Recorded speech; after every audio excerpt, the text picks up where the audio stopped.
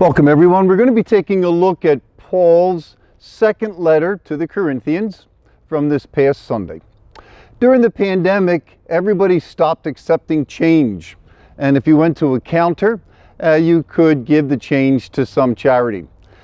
Maybe I should have been doing that, but I have this huge container of change in my car.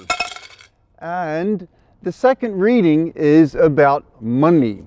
It's about Paul and the importance of money for the growth of the church. So let's take a look at the second reading.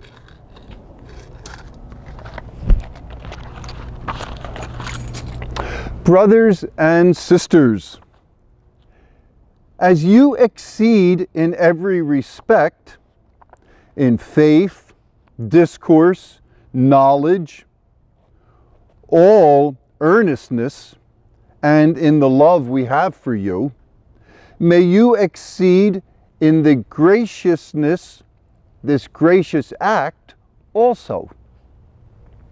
For you know the gracious act of our Lord Jesus Christ, that though he was rich, for your sake he became poor, so that by his poverty you might become rich.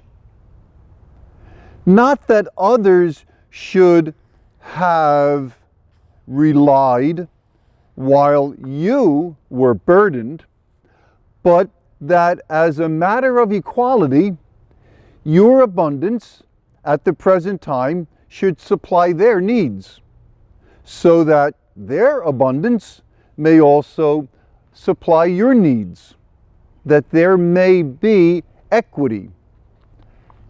And as it is written, whoever had much did not have more, and whoever had little did not have less.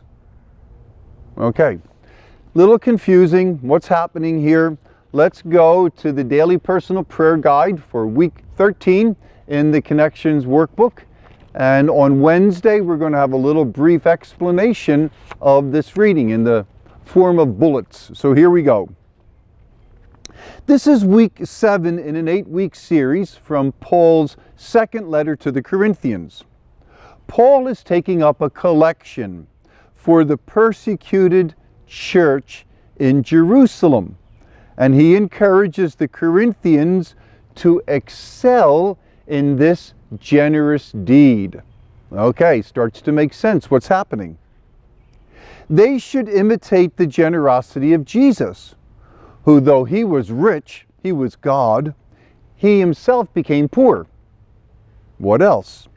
Sharing one's abundance with those in need is a matter of equity and justice. When we have a lot in abundance, we're going to help them in their need. When they have a lot in their abundance, they'll help us in our need.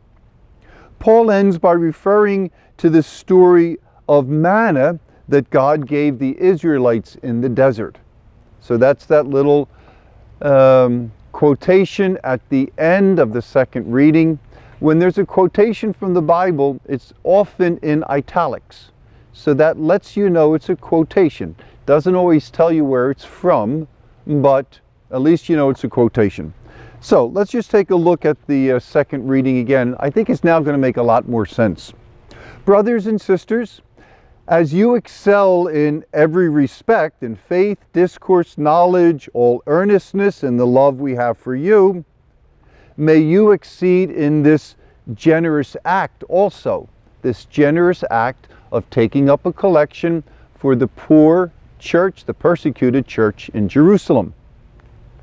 For you know the gracious act of our Lord Jesus Christ, that though he was rich, for your sake he became poor, so that by his poverty you might become rich. This is a favorite technique of Paul, opposites and then kind of reversing them. Not that others should have relief while you are burdened. See, Paul is saying, sharing poverty is not the answer, but you're not burdened right now. You Corinthians are doing well. Not that others should have relief while you are burdened, but that as a matter of equity, your abundance at the present time should supply their needs, so that their abundance one day might supply your needs. That's equity. As it is written, and this is a reference to when God gave the manna to the Jewish people in the desert, that God gave everybody what they needed. Those who needed more or thought they needed more, they got the same amount. Those who thought they needed less, they got the same amount too. So Paul pulls up this little passage from the Old Testament. As it is written, whoever had much did not have more, and whoever had little did not have less. It was all equal. So, again, there's always space in the Connections book to do some journaling. I would encourage you to find some time today to reflect on this reading and to write and journal about it and see how it can apply to you personally. It's an opportunity to talk about what causes you financially support, how generous you are with your support of the church, especially of the parish. Maybe God might be saying to you, get away from just putting cash in the basket and do online giving. Maybe God might be saying, you know what, instead of just taking out money and throwing it in, which some people call tipping God, maybe plan ahead and give a percentage of your income to God. So, Jesus spoke a lot about money. This is about a collection Paul is taking up. I would encourage you to reflect on this in your life today. God bless. Come back tomorrow and Friday.